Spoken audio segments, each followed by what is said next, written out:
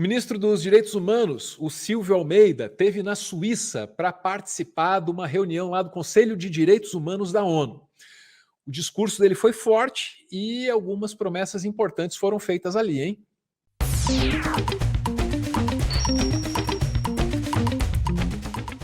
Vamos lá. Silvio Almeida na Suíça, chiquérrimo.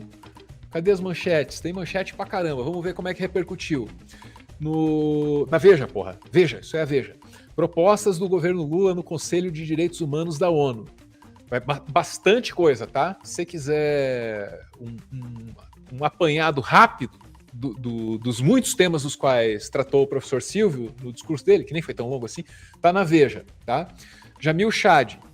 Silvio Almeida diz na ONU que indígenas terão domínio de suas terras. A questão indígena, creio, é o que mais chama a atenção da comunidade internacional numa hora dessas, né? Quando eles param para ouvir o ministro dos Direitos Humanos do Brasil. Não tem jeito, sobretudo nesse momento. No noticiário internacional, você tem a menção do Silvio Almeida. Isso aqui acho que é da Bloomberg, de agência. Ó. Você tem uma menção ao Silvio Almeida nessa reportagem que está dizendo que um gringo, o John Kerry, está vindo para o Brasil discutir meio ambiente com representantes do governo brasileiro. E, enquanto isso, o Silvio Almeida fala lá na ONU, né? Do dia 27 na Bloomberg. Tem mais Silvio Almeida aqui antes da gente ouvir a fala dele? Ou eram só essas as manchetes? Eram só essas as manchetes. O que o Silvio conta para a gente lá na ONU, cara?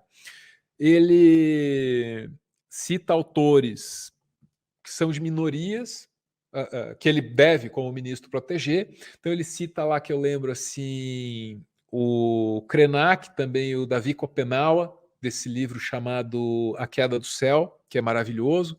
Vamos ouvir o Silvio. Seletividade no tratamento e a instrumentalização das pautas dos direitos humanos minam não apenas a credibilidade, mas sobretudo a efetividade das instituições internacionais. Como em muitas ocasiões na história, prezados e prezadas, os condenados da terra nos advertem. O rei está nu. Ouçamos a essas advertências e não tenhamos medo de construir o novo. Não tenhamos medo de denunciar os clubes da humanidade e construir com o nosso engenho e suor a verdadeira humanidade comum, que seja fruto da solidariedade, na diversidade e jamais da opressão e do silenciamento. No Brasil, sob a liderança do presidente Lula, estamos empenhados em fazer a nossa parte, reconstruindo os laços sociais entre os brasileiros e traçando uma política de direitos humanos com ampla participação popular. As dificuldades são muitas. O que encontramos foi um quadro escandaloso de desmonte, negligência e crueldade. E aqui preciso mencionar de forma particular a crise nos territórios indígenas e Yanomami. Não temos medido esforços para restaurar a dignidade dessas populações e garantir-lhes o efetivo domínio sobre suas terras. Os povos indígenas no Brasil, pela primeira vez, têm um ministério próprio, capitaneado por uma liderança indígena. Nenhuma decisão sobre seus direitos será tomada sem a sua efetiva participação. Bem, está aí uma parte, então, do discurso do professor Silvio, né, em que ele coloca em destaque a questão indígena.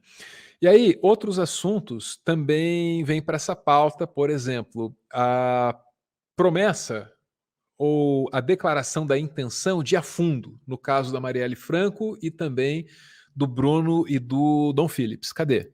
Para que o brutal assassinato de uma promissora política brasileira, mulher negra e corajosa, defensora dos direitos humanos, Marielle Franco, não fique impune e grave na memória e no espírito da sociedade brasileira a dignidade da luta por justiça. Isso também vale para o covarde assassinato de Bruno Pereira e Dom Phillips e de tantos outros defensores de direitos humanos. Jamais serão esquecidos. Também não esqueceremos os brasileiros e brasileiras que, em decorrência de suas posições políticas ou atividades acadêmicas, tiveram sua integridade física ameaçada e viram-se obrigados a deixar o país no último período.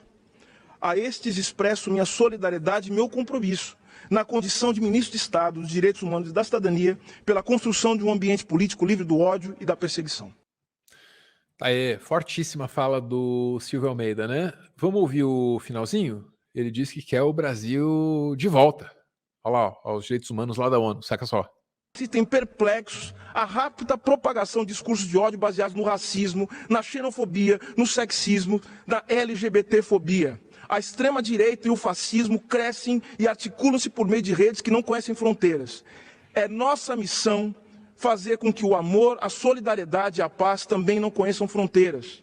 Acreditamos na força da cooperação e do diálogo para fazer valer as promessas da Carta das Nações Unidas.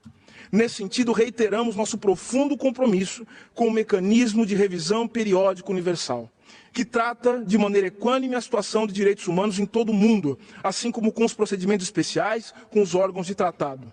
Aproveito a ocasião para anunciar que o novo governo brasileiro reavaliou as 306 recomendações do último ciclo da revisão periódica universal, a fim de que a nova política nacional de direitos humanos esteja refletida em nossas posturas no plano internacional. Estamos, nesse momento, em cooperação com o Paraguai, iniciando a implantação de mecanismos de monitoramento destas e de outras recomendações.